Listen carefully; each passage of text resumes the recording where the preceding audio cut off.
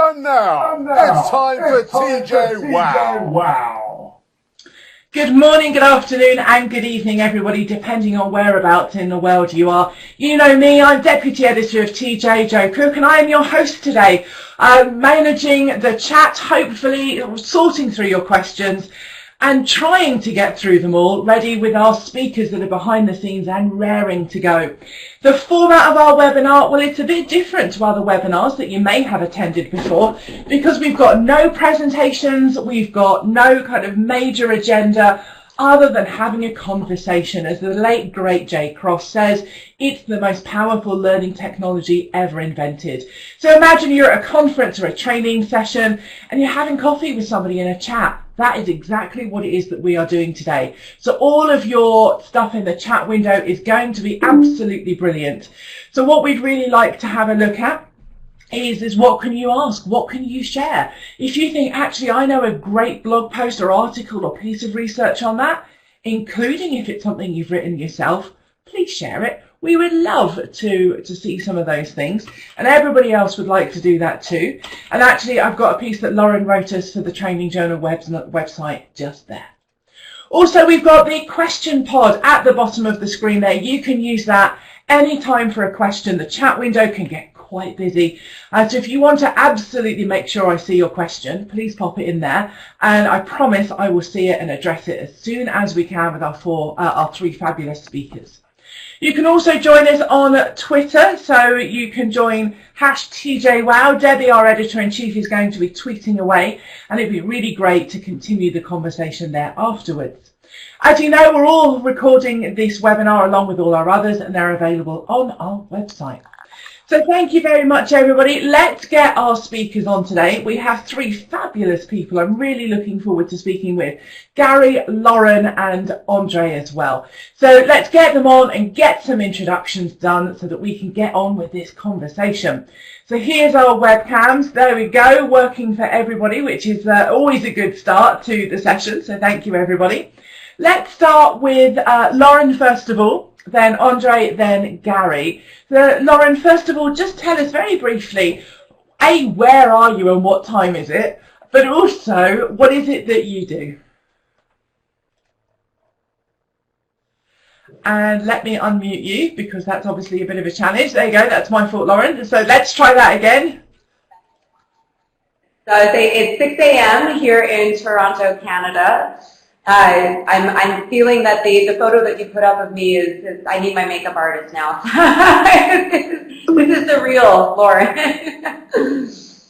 Yeah, so 6 a.m. here in Toronto, and I've been in learning and development for about 17 years now, and deep dove into the neurosciences about going on 3 years ago now, once I really started to understand the value that it could be added to the work that we do. And since then, it's been quite an interesting ride as we try to keep up with the research and the technology.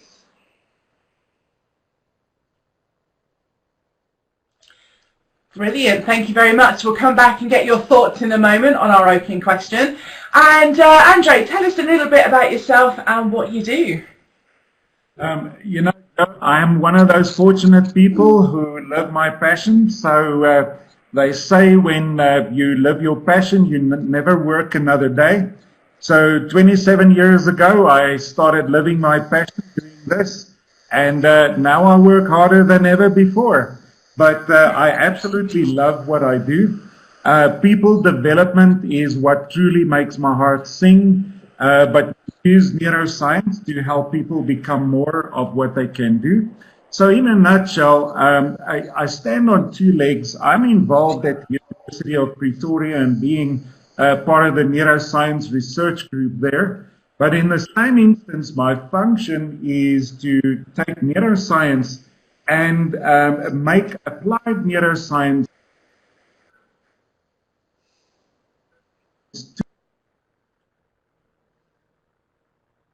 tools available to the world of business so they can drive business results. So bottom line, I've been a businessman for 27 years, but I've always been part of the academic world. That's where I learn, and I'm still also a part-time lecturer at the university.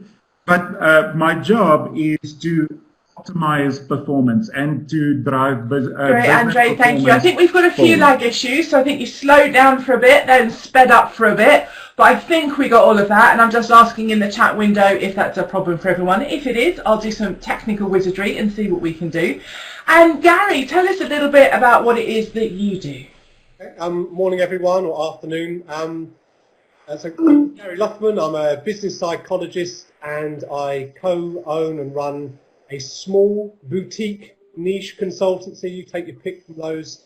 And what we do is all around bringing neuroscience, psychology together and turning it into a practical application in the workplace. Because I'm sure we're all aware that it's really easy to get stuck with interesting when it comes to neuroscience and maybe psychology. But obviously our clients wouldn't invite us back if we just left them with interesting. So I'm hoping today we will also get to useful. So what? You know, some study says something about the brain. So what? What does that mean for us in the learning community or our learners? So I will expect you to drive us towards that outcome if you feel that we're not getting there ourselves, okay?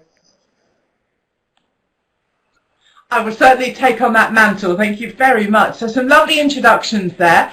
And what we're focusing on with our discussion today is all about what research from neuroscience actually can help us, maybe in designing L&D, but we can broaden that a little bit if discussion warrants it. So let's come to Lauren first of all. So Lauren, two questions for you. One, why are you a learning pirate? And two, what's your first thoughts on our discussion? Well, the learning pirate really is a persona that was born out of my years of experience in L&D. I think I've always had some small affinity for pirates. I don't know what it is. I think on our first conversations I told you, I think when I was about 5 years old, I commandeered my dad's car. So that's when the pirating started. But really what Learning Pirate is the accumulation of all of the learning and development in the neuroscience, but also tapping into the whimsical side of how we learn. And I really do believe in that philosophy of merging the science and the whimsical, and hence the Learning Pirate does come to life.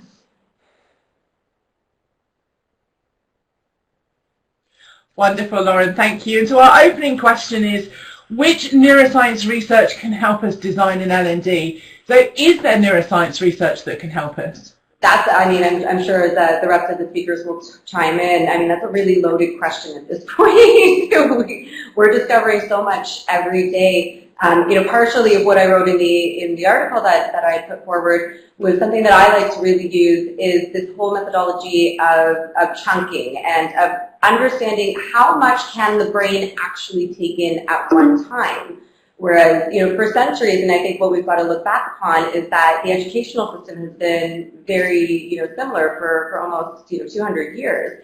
And that lecturing type of philosophy, now we're learning maybe that's not the best way. Maybe there are different ways to tap into experience through learning. So what neuroscience is really teaching us is what does light up in the brain when we're learning certain things, and how do we tap into that in order to design more effectively?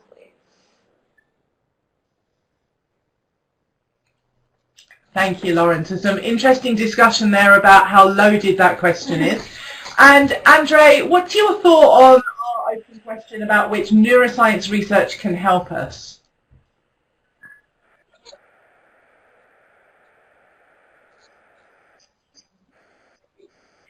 Obviously, the world of neuroscience is very big, and it is an interdisciplinary science that takes into consideration research from all the other sciences as well. And that is what makes it so exciting, is it has expanded the volume of research, but the development implications that brings about profoundly. So my field of expertise is more focusing on specifically neuroagility and how we can specifically, my company is, we focus on the neuroscience of workplace learning, and we specifically focus more on the factors that helps people to process information easy, fast, and to have that mental flexibility to easily across different brain regions process information without any hindrance, so that they can apply that information in new and first-time circumstances. So the world is changing extremely fast, and learning agility as such has become a very important competence for high potentials and talent development in the world out there for the future. But specifically grounding that science into what makes people agile learners. In other words, looking at people's information processing styles, looking at the factors that helps people improve their brain performance and brain health, but then also looking at the neurophysiological aspect that make up a person's neurological design that will influence how they think, how they learn, who they are, and what they do with the information. And I truly believe that now more than ever, that has become extremely important. So for me, the whole field of neuroagility as an aspect that beautifully complements learning agility and learning ability, I think for talent development and performance improvement in the world of business is going to be There's a lot in there. Thank you. And Gary, what are your thoughts on our opening question? Pick up Richard Gadd's question. I think it's a really useful place to begin and come back to the question that you posed, Joe, if I may. So if we, a useful definition just to tease apart neuroscience from psychology is to think of neuroscience is kind of studying the hardware, the actual neurons, the cells that are transferring electrochemical messages. In psychology, you could think of as kind of looking at the software that maybe can have an influence on some of that hardware. Okay, and that's a really useful stepping off point in terms of something I'm quite passionate about. I think I've even put it on I had an interview with Joe to promote this webinar, and I've said quite loud and proud that when you think of learning and development, I keep banging on to people that we need to consider it that it is a cognitive process. Any kind of learning and development is a cognitive process. It's not a podcast. It's not a week in a hotel with a facilitator. All of those things will help, potentially, the cognitive process to happen. But really, before anyone learns something new or maybe forgets an old habit, things have to connect or become stronger or disconnect and become weaker. And that is where you start to get into the world of habits and habit change. And neuroscience is great at shining a light on how do habits form, how do they become kind of strengthened or reduced in capacity. And if you want, it's difficult in an hour. You've got 3 speakers probably desperate to talk a lot about their passions. But you might check out something from Judy Willis called RAD Learning, R-A-D. Maybe later in the conversation I can expand on it. It's a fantastic guide of if you want to think about how do you get attention, hold attention, and then hold on to it long enough for habits to change. RAD Learning is a useful guide for then you might need to go and do some more forensic kind of work of what is the shopping list that I need. And hopefully we get to talk about it because I've done it already, but it's really useful, really helpful as a guide, okay?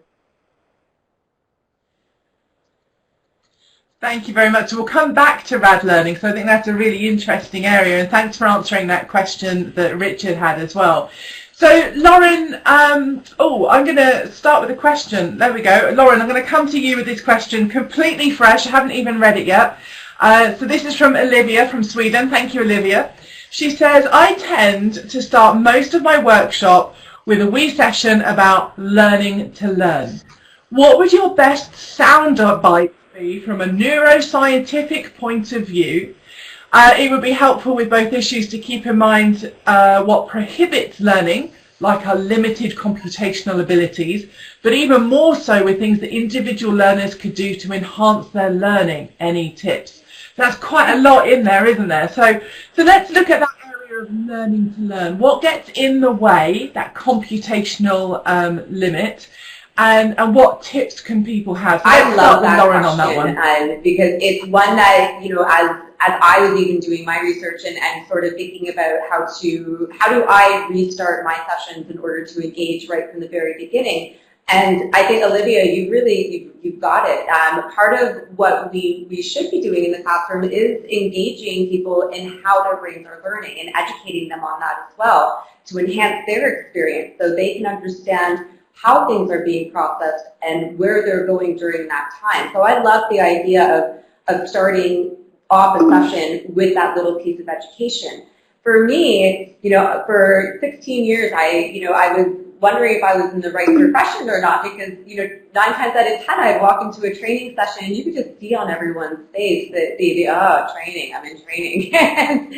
and changing that, I think, I'm sure the other speakers on the panel, they've seen that audience at some time or another in their careers. And it's going in and then understanding, well, why is it that, when I walked into the room, it's like that? And then learning from neuroscience is that we're predisposed to, for the brain is predisposed to say, well, I don't really want to learn. I don't want to. This is something I don't know. I don't want to do this. And that's really, eye-opening and insightful for us to understand. So Olivia, I would say, acknowledging that at the very beginning of a session is it's comical, but it's showing people, well, you're actually predisposed to this actual feeling of, let's take a step back, and then sort of going into a more, relaxed format of, well, listen, no one's going to learn anything if you're stressed out about learning. So taking a step back and understanding that. So that's a really wonderful, that's sort of my one tip to really kick off a good session. Brilliant, Lauren, thank you. And Stella says in the chat window that one of the problems with learning is people don't necessarily know how they do it, and their beliefs can actually prevent them learning as well as they could. And Olivia is saying that's very helpful. Keep talking, I'm taking everything in. So thank you very much for that, Olivia. So Gary, I can see the hand up. Joe, we'll come back to you after Gary. Gary, what are your thoughts on this question? There, based on what Stella had wrote about people who don't know how they do it, and people just, how people think about themselves is so important. So it's got me thinking of some of the work by Carol Dweck. I'm sure many of us have heard of Carol Dweck. For those who haven't, she's very famous for some work on mindsets. And she looks at the difference between really highly successful and less successful people. And she was uncovering how people thought about themselves had a massive impact. So you could be a fixed mindset. You think you've got a certain level of intelligence, skill, ability. Once you bump up to the top of that, you go and find a challenge that kind of is of a similar level. And growth mindset would be that whatever you're born with, you can always extend intelligence, skill, ability, but importantly, you will enjoy the process of learning. Okay, there's way more I could say. I'm trying to get that quite short. So go and check out growth and fixed mindsets. But there's a really interesting study that she was involved with, where she got people to put on these skull caps, and they would be experiencing like a general knowledge quiz. And beforehand, the study separates these two groups into either are you a fixed mindset or a growth mindset. You go through this general knowledge quiz, and you're told afterwards whether you got the right or wrong answer, and you're also then told what the right answer is and why, basically. Now, what was really interesting is the growth mindset group, when they retested them on the same questions, they showed a significant improvement compared to the fixed mindset group. But what was even more interesting is because they were wearing these skull caps, they were measuring EEG readouts of what certain areas of the brain were more active than others, and they identified in the growth mindset, they spent a lot more conscious processing ability, processing capacity on attention to the right answer, and also in areas centered around memory or highly associated with memory compared to the fixed mindset. And it's almost a fixed mindset group had their fingers in the air, or mentally I'm speaking now, la la la, I'm protecting my self-esteem and my self-identity, I got the question wrong, and these are the reasons why I got the question wrong. Because they should have just been saying, oh, I got the question wrong, I could improve if I listened to the answer. So I hope it's not too long-winded, but just being exposed to these two concepts of fixed and growth mindset has been shown, certainly in children's, to increase the likelihood that people will exhibit growth mindset behaviours. So just telling people some of this stuff at the beginning is really important. Into the world of self-talk and from NLP, I'm not going to stray into that word, but that is kind of what they would be talking about. Okay, enough said. I'll get off my soapbox now. Thank you, Gary. And Olivia says, Gary, my head is hurting. Yeah, Gary, my head is hurting, says Olivia, from all the nodding that I'm doing at my head. Yeah, I feel the same. And I find that a really interesting area. I was on a discussion panel last week, actually about women in L&D, so it's a completely different topic from what we're discussing now. But part of that was actually about the thought processes and what goes on. And one of the things we discussed was, you know, at what point when, and this is me saying this, at what point does my self-deprecating humour actually get in the way of my credibility? And at what point then do I become really arrogant in saying how wonderful I am?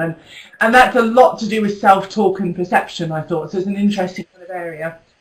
Let's move on to Andre. Andre, we've got that question about learning to learn, what neuroscience elements can actually help us, especially with maybe some of that limited computational ability. I like Gary's statement about the neuroscience being the hardware of the brain and of learning and so forth. And that's where learning happens. It's inside the brain, inside our mind. Therefore, again, coming back to agility as such, I truly believe that the brain, as much as before an athlete can peak perform, they should warm up properly.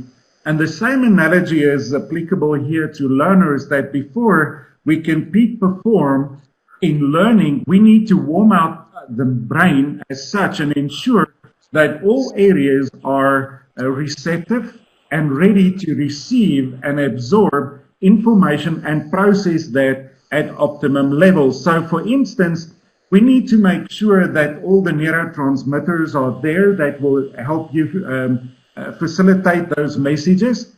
But for a simple thing to just make sure that both hemispheres are really just agile and receptive, a simple thing like, for instance, doing a cross-lateral movement activity, a simple movement activity like this will, one, activate both hemispheres, but that movement as such will be something that wakes up the reticular activation system, and the reticular activation system is its job is to wake up the thinking centers of the brain. So a physical movement like that may complement, get the brain receptive and complement electrochemical transmission of cells. And if I enjoy that movement, or for instance, if I can just ask our viewers to just do the simple movement activity with me. So you clap, you cross, you touch your nose and your ear, and you switch over and you do this movement activity with me as I am illustrating. Now, doing this simple movement activity, for a moment there, you had to do. And this just proves that using both sides of that brain is not just an automatic response, it is a developed response. But I looked at the other three, the three of you on the screen, and as we were doing it, you smiled, which means when we smile, we produce a neurotransmitter called serotonin. So literally doing a simple activity like this actually switched on the brain, if so to speak, and the neurotransmitter is going, which in my opinion sets on the biochemical level the stage for receiving information and processing information. So I do believe that even the physical components of learning has to be as much addressed as the mental components of it.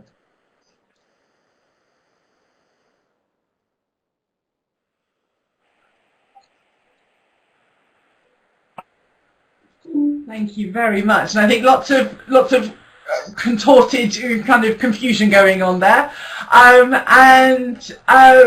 Thank you for mentioning about the serotonin. And Stella Collins had shared a link earlier on about serotonin. So I'm just going to paste that back in case people missed it. And she's done it herself. There you go. Thank you, Stella. Some excellent points there, and some good conversation going on in the chat window about fixed and growth mindset, and how Liz Brandt says that managers found it quite interesting and useful to grasp and to understand. So I'm going to move on to our next question now. I'm going to start with Gary on this one and see where our conversation expands. Saskia asks, could RAD learning, R-A-D learning, help non-neurotypical people succeed better? So I think we need to understand what non-neurotypical means. Is it dyslexia and autism and things like that? It would be a huge win for L&D to tap into all of that unused potential. Good question about what is non-neurotypical. I've worked in some places fairly recently with high levels of Asperger's syndrome, where it's on a kind of like the foothills of autism. And there was a lot of conversation about, you know, these people have been diagnosed. They're not just talking badly about people. They've been diagnosed with Asperger's. Loads of great strengths. There's some things that can be challenging to work with. So maybe if we take that as a stepping off point. I'd say RAD, the reason I like it so much, it was a really useful guide for me to start to consider, how do I build in the so what? What does neuroscience say in terms of helping to guide action? So if I start just explain what RAD is to begin with, Andre already mentioned the reticular activating system, the RAS. That is the R in RAD. Okay, so you can think of it as kind of the gatekeeper, the bouncer to the brain that stops being overloaded, I guess. There is way too much information out there, and your brain has to filter it out. So you can think of the RAS as, once you understand what it is and what it can do, you can then start to look at how do you get past this gatekeeper.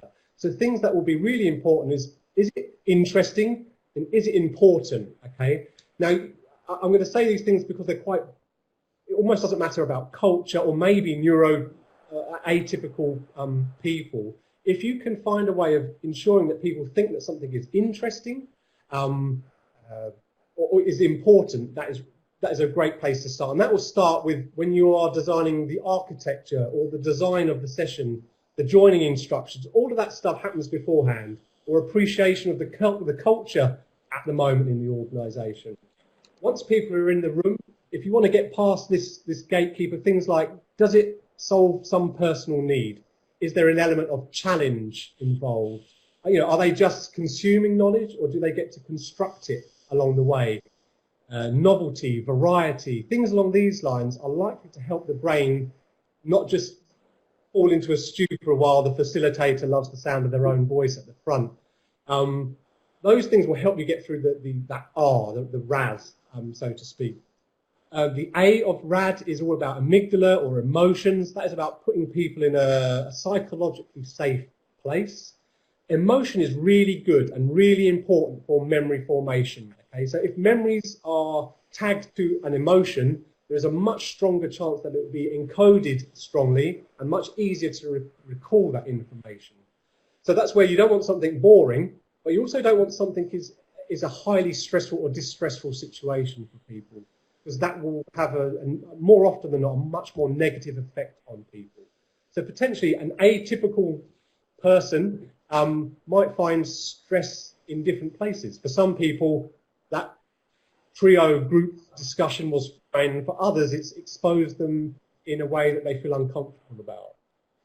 The D, just to finish off RAD, is all about dopamine and dopamine release. Dopamine is kind of like a save button. If dopamine is being released at the same time as information is being taken on, or you're learning a new skill, it's kind of like a shortcut to saving whatever is happening at that moment.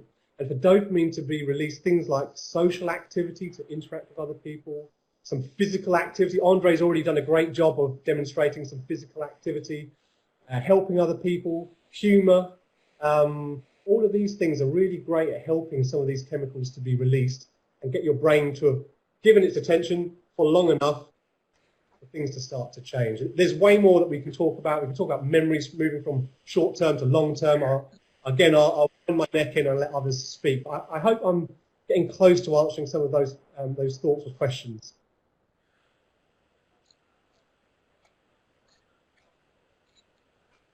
Thank you very much, and lots of chat going on as well. Stella says RAS and motivation, question mark, and talking about her experience There, Saskia says, I like the idea of challenge, inviting and actually tying into what people need in their job.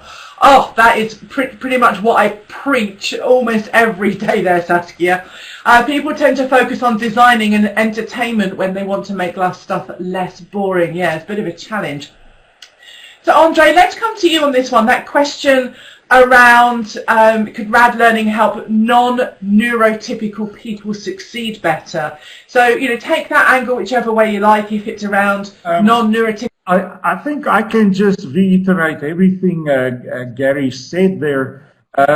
You know what is important when it comes to learning, specifically on the emotional part. So obviously, you know, the movement that gets the reticular activation system, that's already very important. On the amygdala part, you know, we have a saying that says emotions seal the deal. So the moment that people can connect what they learn with a constructive emotion mostly, because the dopamine that Gary also mentioned will often be connected to those positive emotional experiences that people also have. And when you anchor your learning to a very powerful, constructive emotional experience, that is when you start putting that learning into the medium to long-term space where we would like to put any learning that is quite important for us. And of course, you know, the dopamine is a neurotransmitter that is what I would call one of the learning fuels. And we need to often ask ourselves, you know, are we running on the right fuel?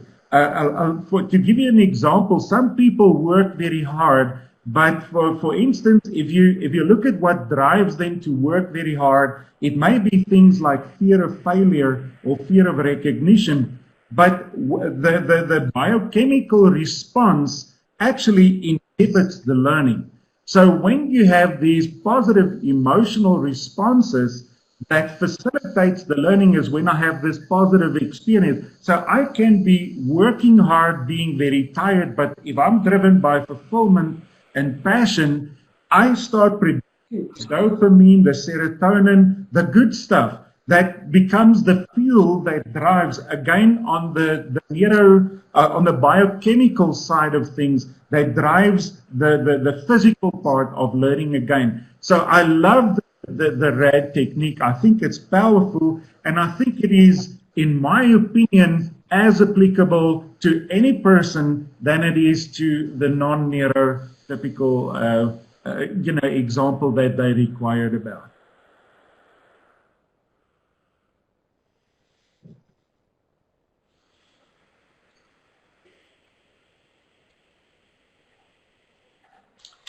Thank you, Andre.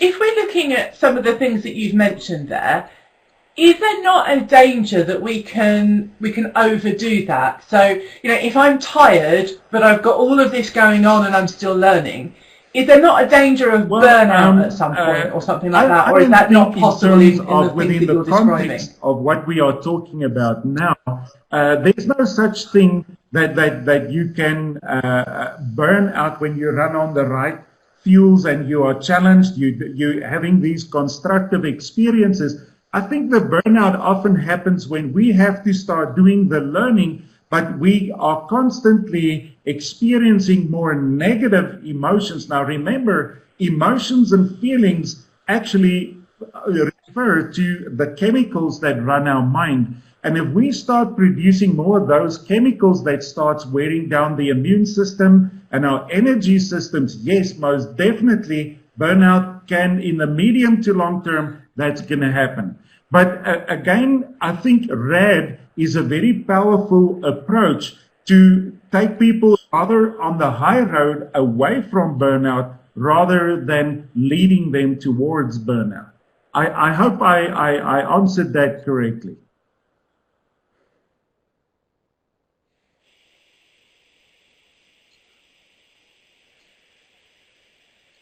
You did for me, certainly. Thank you very much. And as, again, conversation going on in the chat window. Stella says serotonin, help them to feel happy. Learning for many people is a positive experience in itself. Yeah, certainly it can be, Stella. I really like that. Or sometimes what I find, with hard work, is it's hard when I'm doing it, but then when I've done it, I feel happy. So that can be a nice thing. Let's move on to our next question. Thank you for that, gentlemen. And Lauren, let's come to you first on this one. This is a question from Mark Nicholson. Well, actually, I'm not sure it was a question. It might have been part of a conversation, but it's a really good point, and I'm going to ask it anyway.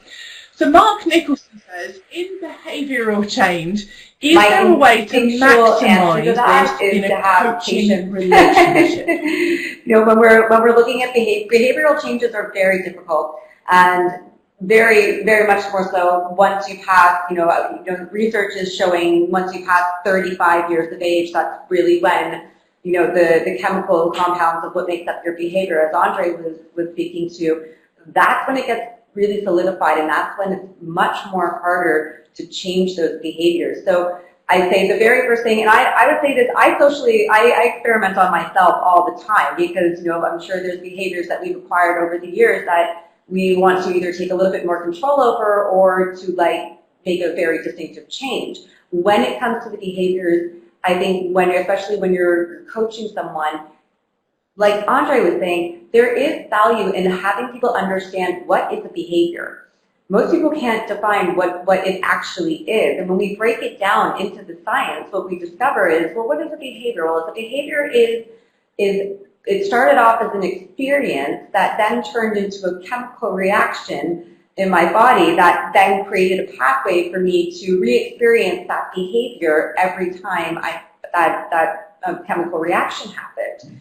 So when we understand from a very mundane scientific level of it's chemical, it's something that we can change, but that being said, the pathways that we have set for the duration of our adult lives are very difficult to actually change. The plasticity, this is where the plasticity comes in as far as our neurons are concerned, is we need to be able to redirect or change that behavior. So understanding how that even started is a really valuable tool to have.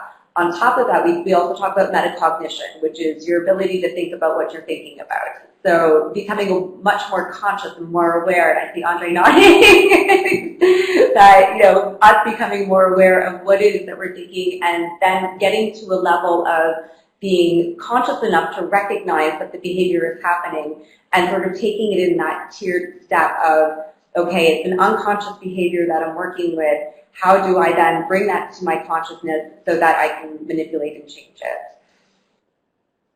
But it is difficult. The behavioral ones, those are difficult.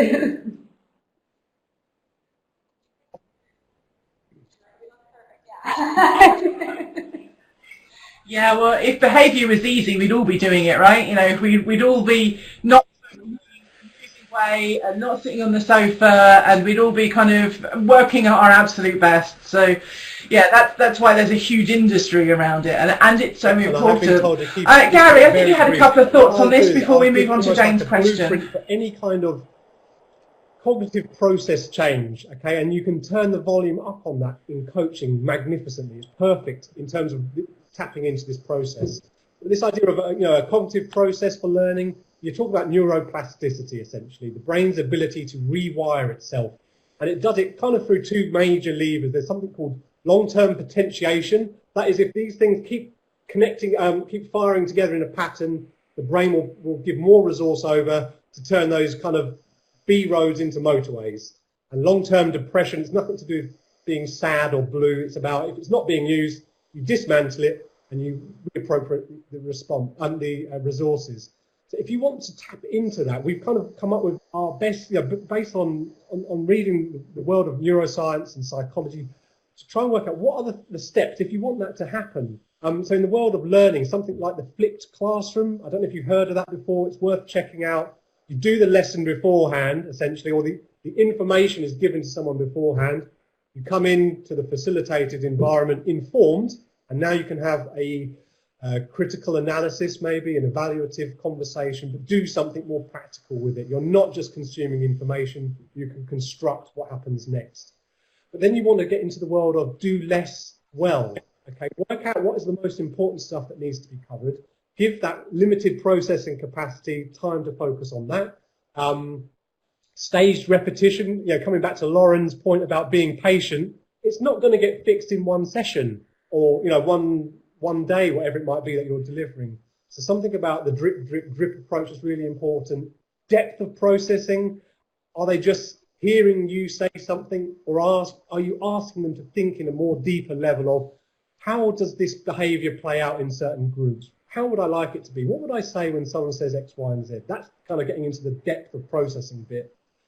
Incorporating new information with existing information, really important, okay? Having somewhere to hang this new piece of information so it makes sense will help the brain encode it and make it easier for it to recall and retrieve that information. Application in coaching, if it's a conversation that they're about to have and they're worried about, do the conversation, okay? There's no getting away from it. Thinking is great, and thinking is almost the same as doing for the brain. But when you do something, you have a much richer experience, okay? So let them practice in that safe environment. And finally, I'd say one that's often missed off is retrieval practice or test. If you ask yourself or ask people some questions, and what did we cover today? How are you going to apply that? Why did we say X, Y, Z? What does the R in RAD mean? By forcing someone to recall that information before they go to sleep, importantly, it really helps to strengthen those connections that I talked about earlier. Okay? So if you listen to this recording again, what you've got is a shopping list almost of what I've just described. That would apply to coaching or any kind of L&D kind of environment. So Joe, I know you said also to have a look at, so Jane, you asked a question about,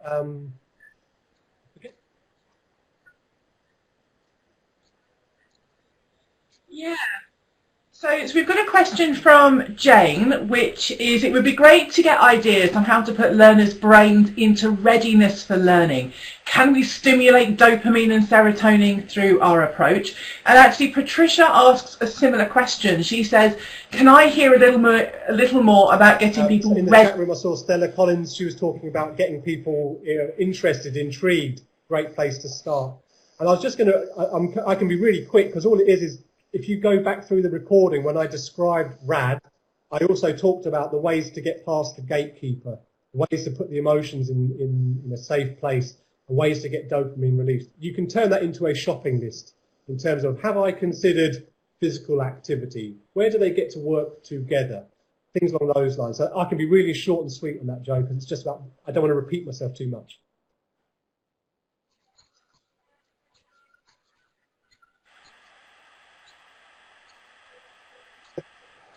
Thank you very much, and let's come to Andre on this one about ideas. Yeah, I wrote a book on this, Joe. So if you look at that, there are, in my opinion, 5 different components that contributes towards getting your brain ready. The first one are things like physical movements, which we refer to as cross-lateral movements that we did just now. But then there are also those things that you can do to get the dopamine, the serotonin, excuse me, and the other neurotransmitters, excuse me, to get the other neurotransmitters going that also facilitates learning. So, for instance, any constructive experiences, laughing, brain teasers, that's fun, is already on a biochemical level helping people to do that. Gary mentioned, or I think it was Lauren that also referred to the power of being challenged.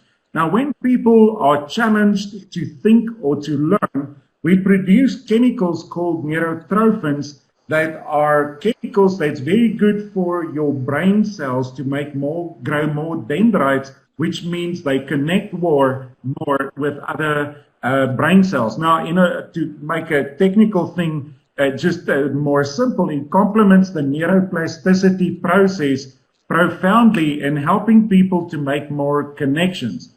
So actually really doing some simple brain teasers, but it's a bit of a challenge.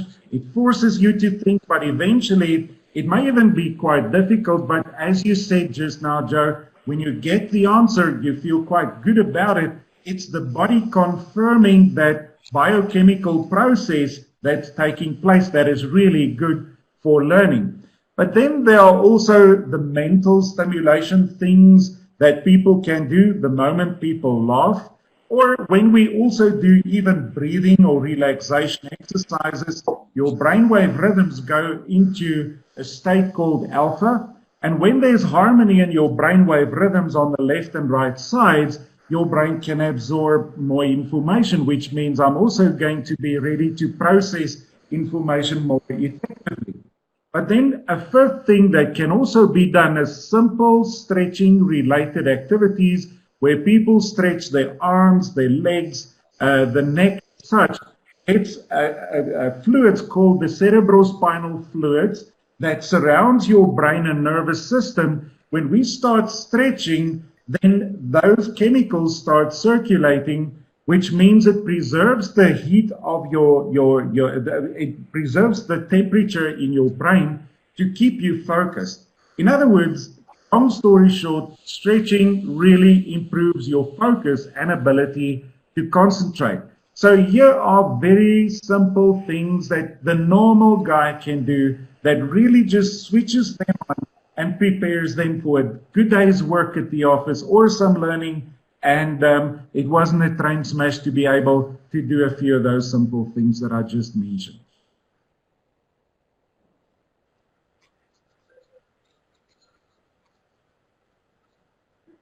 Well, there you go. Brilliant. Thank you, Andre. And I knew my lunchtime yoga sessions were doing me good, so I shall definitely carry on with those. Thank you. And Lauren, what are your like I said, my journey through neuroscience and incorporating into learning. And I don't want to repeat too much of what Gary and Andre had said, but I thought a really interesting question pop up on the screen about, for those who are new to L&D. What do we want, what's that message that we want to share and whatnot? And, I'm so happy that someone asked this question because I feel as those of us who have been in it for this long and we're now really deep diving into the neurosciences, I feel it's our responsibility to share and to explain, as far as neuroscience goes, from my perspective, because I'm very strong on the design aspect of it, I look at my designs completely differently now. Every activity and every time segment is now looked at in the production of, is this too much for the brain to handle? Is this a good activity if I want to, instill motor skills? Do I need more repetition here? So taking all of that knowledge that we're now, gaining. And again, I think we have to look at it with a grain of salt because, research is changing every day. I think it was a week ago that we were talking about neurogenesis in the hippocampus and how, neurons can regenerate. And now 3 days ago, I read an article that says, well, no.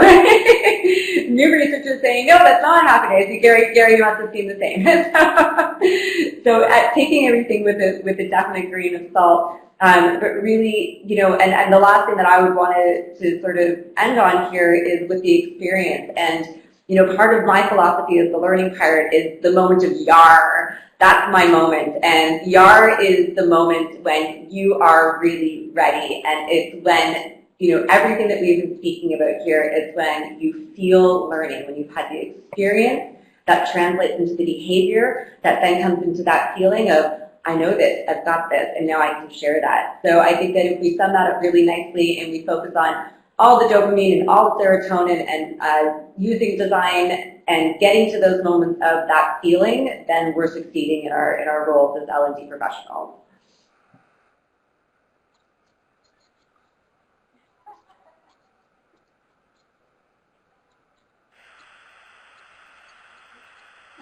Brilliant, Lauren, thank you. And I love that you are really ready, because actually when Lauren sent me her article for TJ website, she said, here's my article. So she's definitely keeping the theme going there. Well, thank you very much. We're going to move into some reflection time now. So our speakers are staying here, but we are going to go off webcam. So let's say a quick visual goodbye. before we move into our reflection piece. I think Andre's video is frozen, but I'm sure he's waving away there. So with our reflection, guys, you've probably done this before on our webinars. Let's first of all test that we've got our tools working. So what I'd like you to do, please, is click on your text tool and just type your name on the screen. Click away again, and it should reveal that for you. So let's make sure that's working. There we go. Sorry, I jumped ahead. So let's type our name on the screen. It should be working for you, and it's that text tool that we need to use. Apologies if that went a bit awry for you. If you are on a mobile device, you don't have the text tool, but you can just use the chat window, and I'll paste that into the whiteboard for you. It's absolutely no problem at all.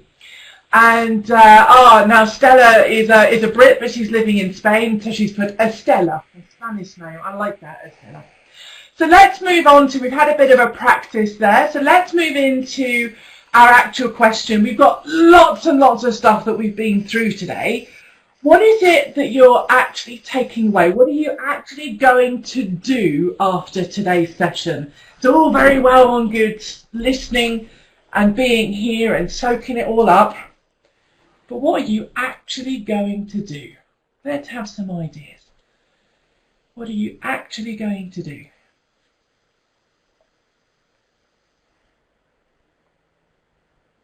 So just click on the screen, type your writing, and then click on the screen again to reveal it. Don't worry if they're over the top of someone, because I can always move them around, or you can move them around using the first tool in the toolbox.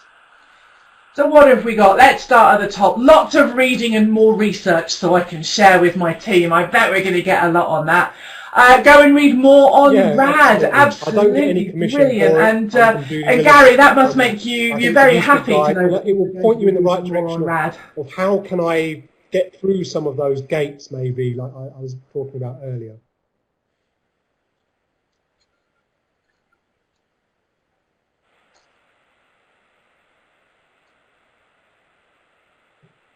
Brilliant, thank you. And somebody's put here, create a summary of the webinar and a link for my Facebook group. So if that's a public Facebook group, please share it in the chat. I'm sure people would love to come and join that, so please do share that. If it's a private one, then that's fair enough. What else have we got? Some more about RAD. Review the brain learning pointers at the beginning of my video for L&D modules. Thank you. Lots more about RAD as well. What else have we got? Use social and fun activities to trigger dopamine at the start of virtual classrooms. Well, now you're talking my language if we're talking virtual classrooms. So that sounds really good. And I think that's an important point, is that it doesn't matter what type of learning we're doing, whether it's online, offline, whether it's in person or something to do with a podcast, for instance. You can use some of these tips to stimulate things like curiosity. So that's a really good one. Check out the recommendations, think about the flipped classroom, incorporate more movement into training sessions to help the brain get more ready for learning. Andre, that's something that you'd highlight. There's a saying, Dr. Paul Dennison said, movement is the door to learning. And many good things happen when we move. We get the reticular activation system going, which wakes up the brain. Cross-lateral movement activities like aerobics or swimming, the martial arts or dancing actually stimulates both sides of the brain and contributes a lot towards developing your brain fitness and agility. When you do movements that you love and enjoy, even if you're tired, you produce those endorphins, which are very important chemicals, neurotransmitters, that facilitates messages and complements learning profoundly. When we move and we stretch, it circulates cerebrospinal fluids, which improves concentration. So movement is much more important than we've ever thought it could be. There are at least 6 very important drivers that optimizes brain performance, and movement is definitely right out there as one of the primary factors for this. But it is important to remember that for corporate people, if we do desk jobs, that becomes quite a challenge. And it's not just about doing your exercise in the morning or the yoga in the morning or evenings, but it's about consistently moving throughout the day to get the benefits of moving. So people may even consider, having some of these tests where you stand instead of sit. Stand as much as you can. We literally think more effectively on our feet than when we sit. Take the stairs instead of the elevator. Many small things that we can do to just bring in more movement that will really switch on the brain and help us to process more information more effectively. All of that is so important for the brain, for life in general. I love that you have covered all of that. Thank you so much, Andre, for that. Some of the other things that we have got coming up on our whiteboard here incorporate more of the research into empirical practice. Gosh, that is so important. Or empirical experience. What else have we got? I'm going to read the Charles Duhigg book on habits and investigate neurotrophins, and what else? Some more at the top, showing the right answer, getting my learners into ninjas at the start of the session. Well, Lauren, ninjas might be different from pirates, but I think you're probably still on board with that, aren't you? Anything that falls in the line of the whimsical, I'm always happy to participate in. So ninjas, pirates, zombies, you name it. Brilliant, thank you very much. Okay, so we're coming towards the end of our session. You've got some great things that you've shared there about learning. So it comes to me to say thank you so much to Gary, Lauren and Andre for their time today. It's been an absolute delight to be with them and for them to be answering your questions and sharing some of their research and what their experience is. And I'm just sharing in the chat window again all of their details. So thank you very much for all of your experience. And also thank you to you in the chat window. Though this would not be the same session without you. All of your interaction, your questions, it's all really, really useful. So thank you very much for all of your interaction. We really enjoy it. As you know, all of the stuff will be available online on our recorded webinars page. You can always go and find out more about that anytime that you like, and go and have a look at this session again, or any of the other sessions that we've got there as well. And also you can continue that conversation on Twitter. So Debbie, our editor-in-chief, has done a sterling job going and doing lots of tweets. You've got the Twitter names and handles of the people that you've got there. So I just got a private message through asking a question of Gary. Olivia, what I'll do is I will connect you and Gary outside of the session so you can ask that question. Our next webinars that we've got coming up, which you can go and register for right now if you want to. We have one in, oh gosh, it's very soon actually, about how to maximise your chances of success if you're entering the TJ Awards. It's a wonderful experience to go and get through the interview stage, to share your success and appreciate that, let alone winning, and the dinner that we have, the glorious dinner with lots of kind of very, very smart people. So, and winning awards too, but I was just focusing on the glittery dresses. We also have about the changing landscape of learning in April. How do we prepare for how learning is changing? And in May, we're talking about AI and what does that mean for our role in organisations. Thank you very much, everybody, for all of your time. Look forward to seeing you in the future. If you've got anything that you want to share for Training Journal, you can get in contact with our editor, John. And I'll just share our Twitter handles on the chat as well. So thank you very much for your time and looking forward to seeing you all soon. Bye-bye.